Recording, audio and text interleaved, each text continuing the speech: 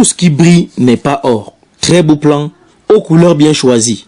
Mais de près, c'est un danger public. Sorti de terre il y a seulement 2 ans, ce bâtiment R+1, exécuté par l'entreprise Aziz Business Corporation, basée à Yaoundé, et qui aura coûté un peu plus de 200 millions de francs à l'État du Cameroun, devra malheureusement être détruit parce que mal exécuté.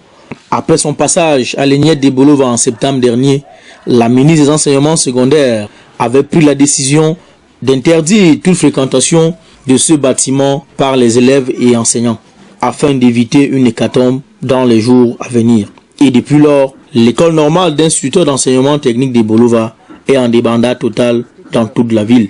Une classe par-ci et par-là. Nous fréquentons l'école primaire parce qu'on a vu que le bâtiment était mal fait. On a eu manque de salles de classe. Bon, en dehors d'Azem, il y a d'autres qui sont en ville et là, ils ne connaissent pas. C'est justement que nous sommes à Azem en face et c'est l'école primaire. Elle vit entre négociation et location. Dans nos murs, on a une grande salle de fête. On l'a laissée en location à l'Éniette. Accepter au forcing dans ces établissements, mais la cohabitation n'est pas facile. On a été obligé de leur céder ces quelques bâtiments. Ça nous a causé un grand tort.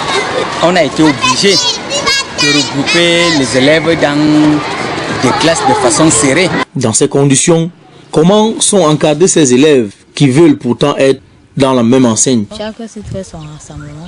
Actuellement, il y a 3 sites. On appelle Éniette. Nous voulons qu'il y ait un site. Cette jeune institution croyait pourtant avoir atteint le bout du tunnel. Ici à Azem, à 7 km du centre-ville, sur ce site de plus de 15 hectares, offert gracieusement par les habitants du village. Mais non, le chemin est encore long pour l'Éniette de Bolova.